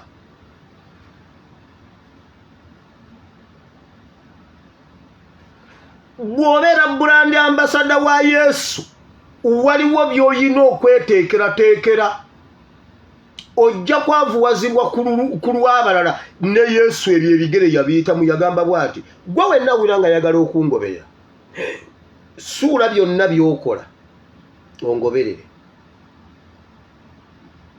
bijja kufa ebyo by'onoofiirwa bijja kufa naye nkukakasa nga nja kukuddizaawo 10 ku nsi ne mu ggulu naye waliwo by'olina okusooka okufiirwa musajja wattu abeera naawe n'awulira nga wano ng'akaze ennyonta y'okuyimba ng'emutta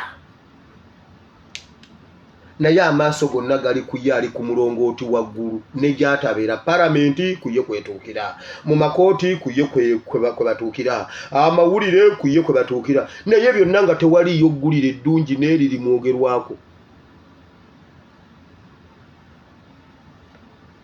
yateekebwa ku musalaba awatali musango lwaki yagendayo yafuulibwa ekibi omuntu okufuula omuntu bannayuganda Museveni yatufuula abaavu naye nga tuli bagagga yatufuula bakadaama naye ate nga tuli bababa Uganda neemaleeterera ffe tubeera bababa nga mwe muli bamama tubeera bababa nga waliwo awo bakadaama gundi naffe abatukolera Uganda si njavu waliwo eyatufuula abaavu tetubangako baavu era tetuli baavu bwe kibanga bajjajja baffe ab'enkaaga n'ensanvu tebaali baavu naye buli awaali bajjajja baffe olwaleero bannannyini bo Banyarwanda baatufuula bufuuzi baavu nga bwe bafudde Kyagulanyi omumenyi w'amateeka bamufudde omuyeekera bamufudde omusiyazi bamufudde omuli wa ssente za gavumenti bamufudde akolera Museveni bamufudde ali ku mulongooti waggulu nga Musa bwe yawanika omulongooti ogwawonya abantu obusagwa bw'omusota bw'atyo Yesu n'awanikibwa ku muti tuwone bw'atyo ne mu mulembe gwaffe waliwo abalina akirewo bamutwala ng'omu ne bamutwala mu kkooti y'amagye babavunaanira na mu kkooti z'amagye awatali musango lwaki basalawo okufuuka ba brand ambassador b'okulwanirira abalala olina kusooka kwetikka bibi by'abalala kyova olaba waliwo vidiyo wano zenkola nga ndi NRM lwaki saagala nkya kumutikka bintu ebyo biri ebyange bye yeetikka yabyetikka dda saagala bagambe mbu omwana wa Nuupu simanyi yayisizaamu bakitaffe mu kutunda nze ndi NRM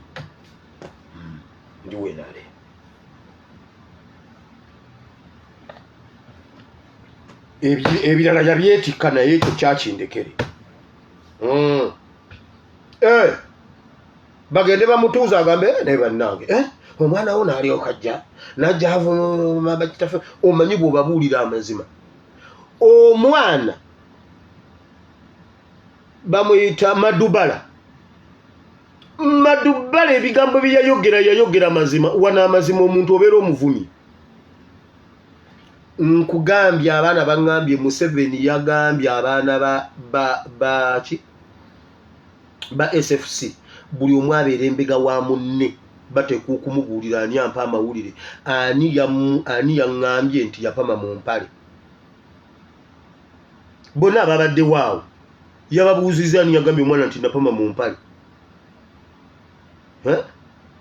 kati yabagambye bonna mu State House omwana oyo jolwe bino ebiseera bye mbadde njogera ku nsonga za full figure yagambye buli muntu abeera embega wa munne mu nnaku ntono nnyo buli omu alina okumubuulira ani gwe basuubira okubanga yampa amawulire.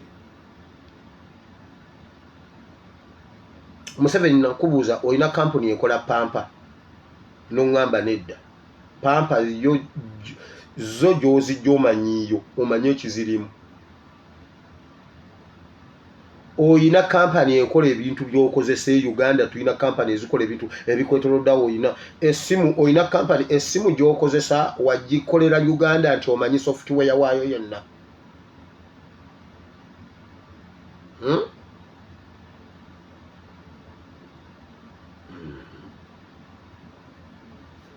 Nze obusajja bwo obusalako emitwe busaleko emitwe nja kusigala bonna bozookyusakyusa mbuno bebbo simanyi biki wali owuliddeko nga nkaliza information eveewo nakugamba nga oyagala nkalire tambula bwereere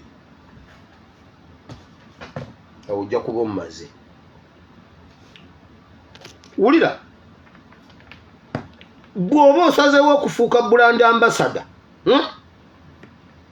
oyina okugenda ku mulongooti waggulu era nga yateresa ffe ekigambo ekyokutabaganya kyetuva tubeera ababaka mu kifo kya Kristo Katonda ng'afaanana kati tuli babaka mu kifo kya Kristo. Olwaleero senga His Excellency Kyagulanyi antuma nti genda mu kifo kyange mu America muba mulina okunteerawo red carpet yeeri nentambulirako ne Mama Ebeni.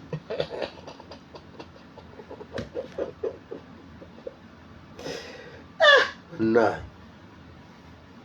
yabadde ajja naye nze nzize mu kifo kye byonna ebibadde ebibye mubadde mumusuubira kujja ne babi nze nzize ne Mama Ebeni kapeti mba njagalawo oluva mu nnyonyi eŋŋoma zivuge embuutu zivuge endulu walalalala babodegaadi muyimirire wano kuba nze nzize mu kifo kye ne Mama Ebeni nga mukuteko ku mukono bale Mama Ebeni ngenda okukwata ku mukono gundi anti ndaba Bobi byakola akwatako babi wano bwe bati ne batambula bwe mba nze nzize mu kifo kye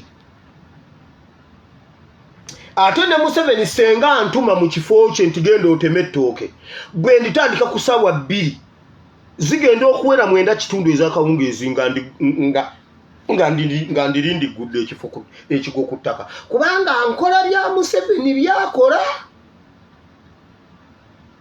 Kati omutawana gujja wano omukulisitula awo kyovula basijja kusitula ttooke bw'oba wayagala okuntuma ntuma mu America nkukiikirire bw'oba tontumye mu America wamma tewali mulala agenda kuntuma zaake tontuma nze sinaga kubwa zaake tontuma. Bayibuli egambye etya tuli mu kifo kye kakati bw'obeera mu kifo kye ebirungi n'ebibi byonna byetegekere ebibi n'ebirungi byonna byayitamu byetegekere kubanga ebiseera ebisinga tutunuulira biri ebirungi tutunuulira biri ne tutamanya mutango kiggu ogusasulwa kati bw'oba osazeewo okubeera brand ambassador byonna bigumire.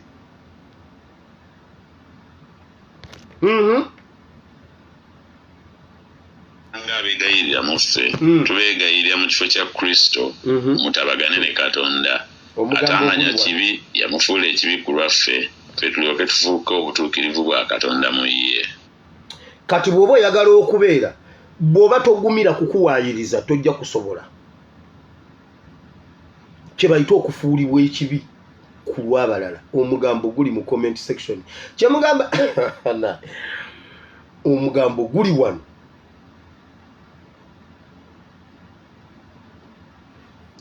Kati gwe bw'oba tosobola kugumiikiriza kukuwaayiriza gwe tojja kubeera brand ambassador wa Kyagulanyi oba wa Yesu. Bawaayiriza Yesu ebintu. Waliwo n'abagamba mbu yabba embaawo ezo zennyini ze baamukomererako ogw'omusaalaba ogwo gwe baamutekako kyali kizibiti kye baamukwata nakyo nga bbye embaawo z'abantu. Ekibonerezo ne bamugamba nti obadde oyagala mbaawo kakati zeebakeko ne bamukomerera ku mbaawo ze. Naye yali alina kufuulibwa kibi. Waliwo ekyawandiikibwa ekirala? Waliwo ekyawandiikibwa ekirala ekiri mu kitabo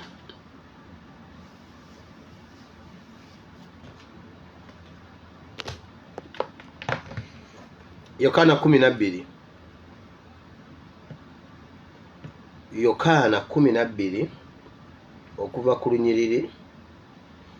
Yokaana 12 okuva ku lunyiriri lwa 2 mu mmeka 23.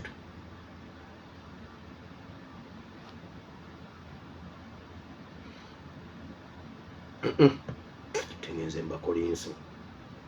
Yokaana 12 Esule 12. Awo bwe zaali nga zisigaddeyo ennaku 6 okutuuka ku Kuyitako, Yesu n'ajja e Besaniya balamu abo abajja ku mbaga okusinza. Awo bali ne bajja eri Firipo eyava e Besusayida eky'omu Ggaliraaya. Ne bamubuuza nga bamugamba nti, "Ssebo, twagala okulaba Yesu." Firipo n'ajja n'abuulira Andereya. Andereya n'ajja ne Firipo ne babuulira Yesu. Yesu n'abaddamu n'agamba nti, "Obudde butuuse omwana w'omuntu agulumizibwe. Ddala ddala mbagamba nti empeke y'eŋŋaano bw'etegwa mu ttaka n'efa ebeerera awo yokka, naye bw'efa ebala emmere nnyingi. Ayagala obulamu bwe bumubula, naye akyawa obulamu bwe mu nsi eno alibusigaza okutuuka ku bulamu obutaggwaawo." Obudde butuuse kati obw'omwana w'omuntu okugulumizibwa. Bino ne Yesu byayogera yali ayogera ku kufa kwe. Bino bye mulabanga ataaka ezisusse ennyo ku NUP ne Kyagulanyi. Abasajja batuvuga supiidi muba mukyali eno ate bano abaana ne babata. Muba mukyali ku baana mukyali ku bannange ani Olivia Lutaaya waffe ugundi Olivia eno sanya n'atokomoka omugambo muba mukyali ku ebyo beesije bamukutte. Muba mukyali ku beesije eno waliyo kino. Ne babavuga supiidi. Wulira obudde butuuse omwana w'omuntu okugulumizibwa. Naye zonna ataaka zonna ziri ku NUP lwaki Bayibuli egambye ensigo y'eŋŋano senga okwata omusooli n'oguteekaawo tegukugasa, naye gukongole oguziike mu ttaka. Gukongole ogusige bwoti bwe gumala okuvunda gujja kuvaamu emisooli emirala. Yesu kye yali asomesa. Obudde butuuse. Naye wulira bulungi, omuntu yenna olaba sanya ekyo kyaliko ali mu kulemera bulamu bwe. Olaba Lutaaya kyaliko ali mu kubuza bulamu bwe ku lwa Uganda. Bayibuli ekyogedde bweti, oyo yenna abulemera n'alowooza nti abukugira alibubuza, naye alibubuza ku lwange alibuzuula.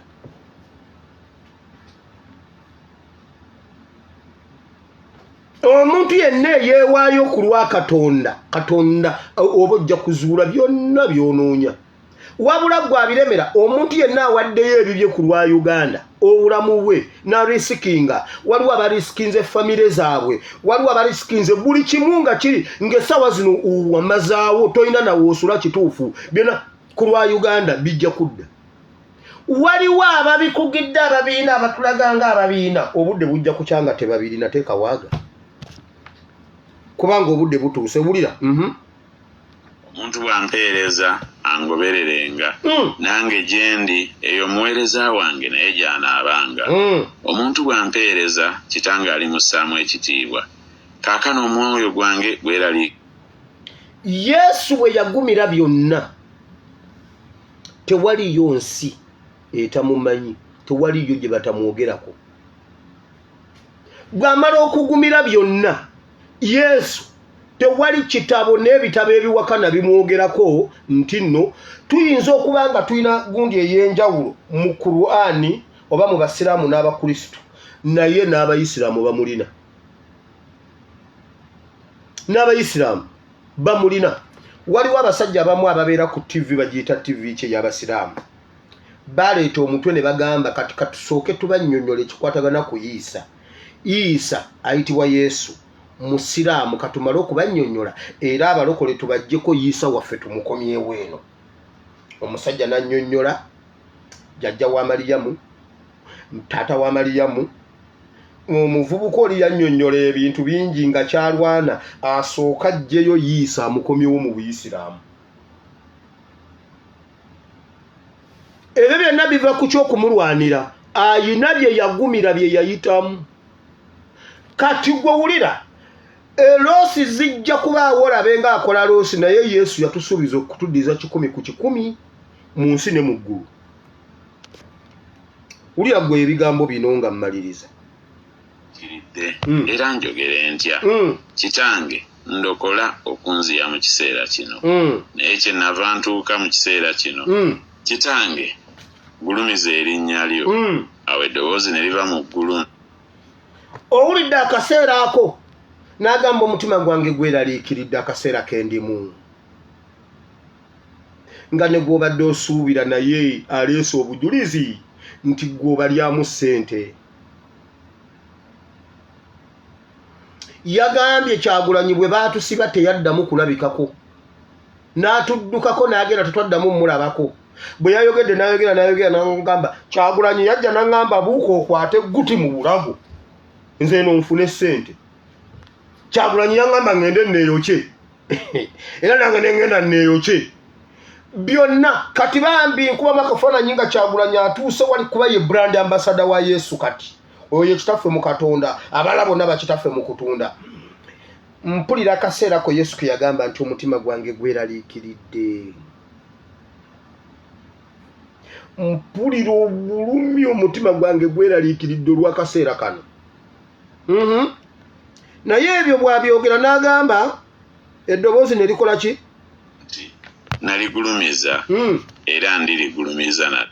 N'asaba nti banne Katonda wange nyamba tompaayo ogulumiza omwana wo. N'amugamba nakugulumiza dda.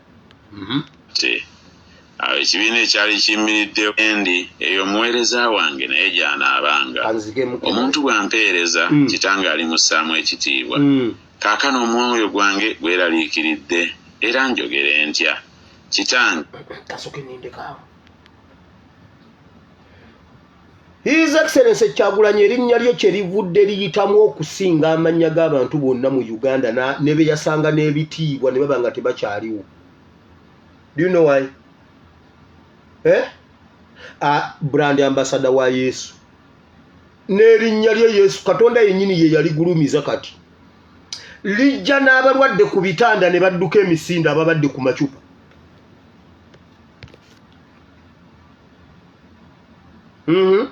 Ndokola okunziya mu kiseera kino naye kye nava ntuuka mu kiseera kino kitange gulumiza erinnya lyo. Awo eddoboozi ne liva mu ggulu nti naligulumiza era ndirigulumiza nate. Awo ekibiina ekyali kiyimiriddewo bwe kyaliwulira ne kigamba nti kubadde kubwatuka. Abalala ne bagamba nti malayika ayogedde. Yesu n'addamu n'agamba nti eddoboozi lino terizze ku bwange naye ku bwammwe. Kaakano ensi eno esalirwa omusango. Kaakano omukulu w'ensi eno anaagoberwa ebweru. Kasooke nindekaawo. Eddoboozi lyajja ne lyogera okukonfaaminga ne batabitegera. Yesu n'abagamba ebyo byonna tebiriwo ku lwange biriwo ku lwammwe.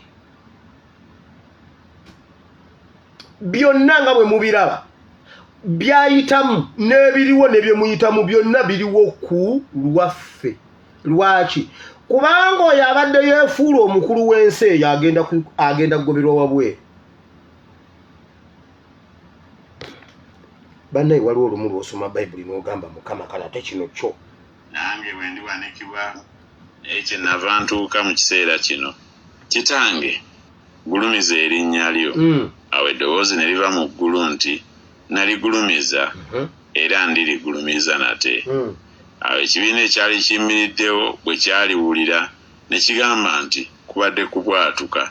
Abalala ne bagamba nti malayika ayogedde. Yesu n'addamu n'agamba nti eddoboozi lino terizze ku bwange naye ku bwammwe. Kaakano ensi eno esalirwa omusango. Kaakano omukulu w'ensi eno anaagoberwa ebweru. Nange bwe ndiwanikibwa ku nsi ndiwalulira gye ndi bonna. Naye yayogera atyo ng'alaga okufa bwe kuli kwagenda okufa. Awo ekibiina ne kimuddamu nti ffe twawulira mu kulira okufa kwa Yesu kwe kwali okununula abantu. Kati wofe tagenda kufa. Naye agenda tununula. Bayibuli egambye bweti ebyo byonna biriwo ku lwaffe. Byonna nga bwe mubiraba biriwo ku lwaffe, si ku lulwe. Kubanga baali balowooza nti biriwo ku lwa Yesu. Yesu n'abagamba tebiriwo ku lwange naye biriwo ku lwammwe. Kubanga akaseera ke tulimu ke k'okusala omusango, abadde omukulu w'ensi eyo agenda kugobebwa wabweru. Process ze mulaba nga batuzannya ebi Nigeria, abadde yeeyita owakabi mu nsi eyo agenda kugoberwa wabweru wa State House. Waliwo okugobera ababadde mu buyinza obagobera ebweru. Obulumi bwe mulaba bwe tuyitamu ne process ze tuyiseemu, embeera ze tubaddemu ez'okutufuula ekibi nga tetuli kibi, okutufuula abatagasanga ate waliwo okugobera ebweru abadde yeeyita omukulu w'ensi eyo. Muteekeewo amaaso gammwe aga mugenda kirabako ate mukiryeko.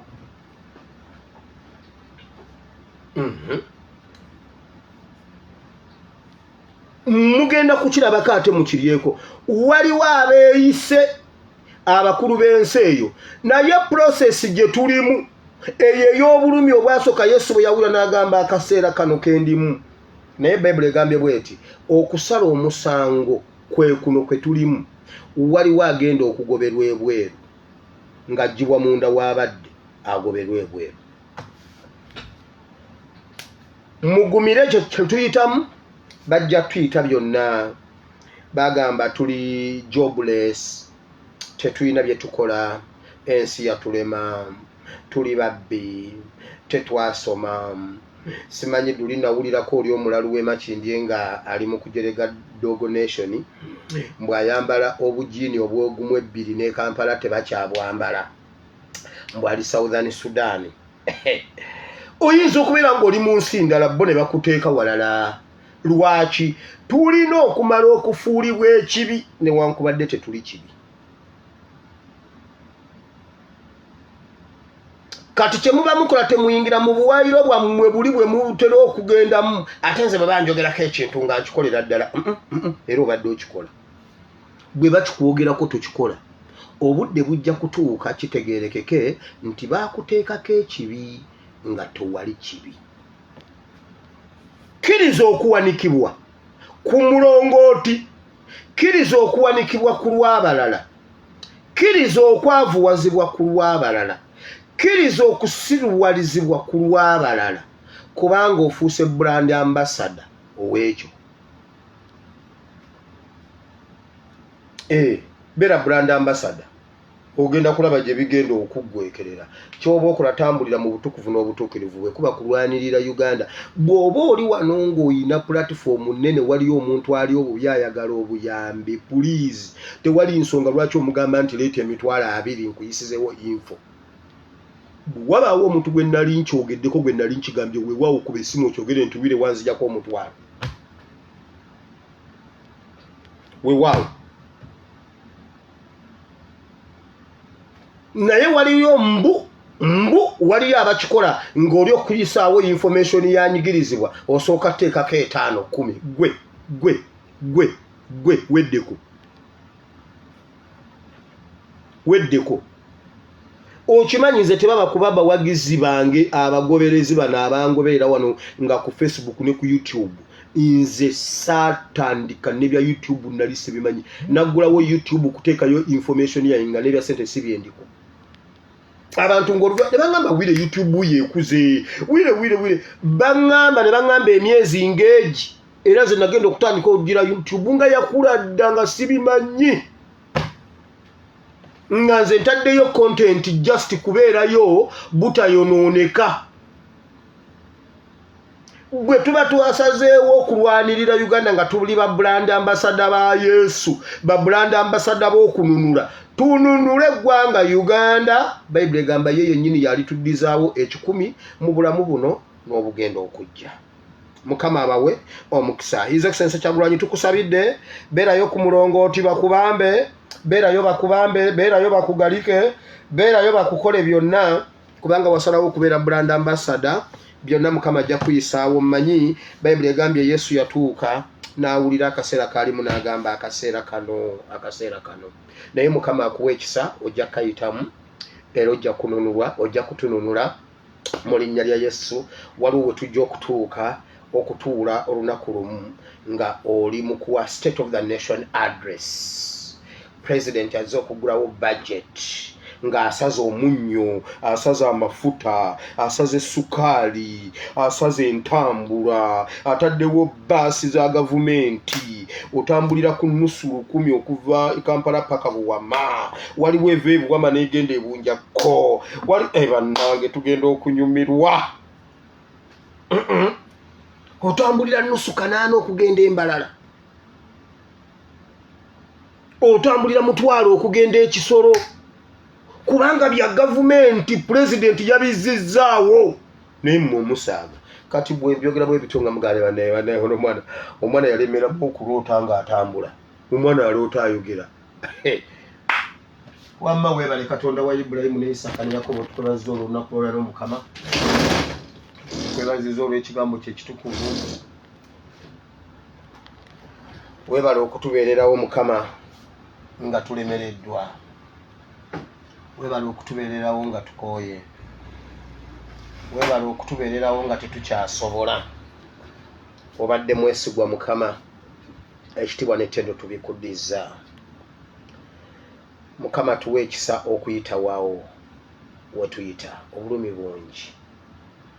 Naye Bayibuli egambye ng'eŋŋano bw'esigala kungulu tegasa, naye bw'evunda, bw'eziikibwa n'evunda n'evaamu ebibala. Bayibuli egamba nti wali oyogera ebyo ng'oyogera ku ssaddaaka gye wali ogenda owaayo olw'abalala. Bayibuli egambye nti bwe tutyo tuli mu kifo kya Kristo, era byonna Mukama tukkiriza okubitwala, okuvumibwa nga tetulina kye tukoze, okusibibwa awatali musango, okufuulibwa ekibi naye nga tetukikoze nga bwe kyakutuukako. Yesu wali ku musaalaba n'ogamba nti oba kikoleddwa ku muti omubisi naye ate mu emiti emikalu. Ffe Mukama tukusaba ekintu kimu, tuwa amaanyi okuyitawo, kubanga ekyamazima ekikompe kinene, omusaalaba gw'amaanyi Mukama, naye tuwa amaanyi agawangula era tujja kuyitawo mu linnya lya Yesu. Tusabidde baliidaaze baffe Mukama, bafuuliddwa ekibi ku baffe, okusaba obawa amaanyi bayitewo, bawe obulamu mu linnya lya Yesu. Mukama bawanirire bye basobola okwekolera, bawe amaanyi babyekolere, bye batasobola Mukama baviireyo mu linnya lya Yesu. Amiina. Ali ogamba nti ayi Mukama, olunaku olwaleero mpulidde ekigambo kyo, nzikiza n'omutima gwange, nenjatula n'akamwa kange nti ndokose. Sangula erinnya lyange mu kitabo ky'okufa, oluwanike mu kitabo ky'obulamu mu linnya lya Yesu. Amiina.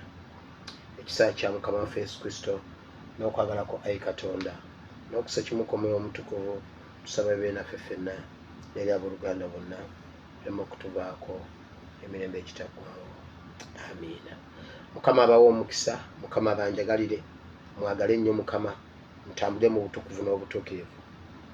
Ky'otayagala bakukole tokikola munno, wabula ky'oyagala bakukolere kikolere munno, okuggyako nga tolina busobozi bwakyo. Naye kyonna ky'olinamu obusobozi, please kikolere munno, ne bwe kiba kitono kitya. ne bwe kiba kinene kitya naye ng'okisobola kikole. Tuweeyingayo ssaddaaka ku lw'abalala. Ekiyitibwa ssaddaaka okimanyi?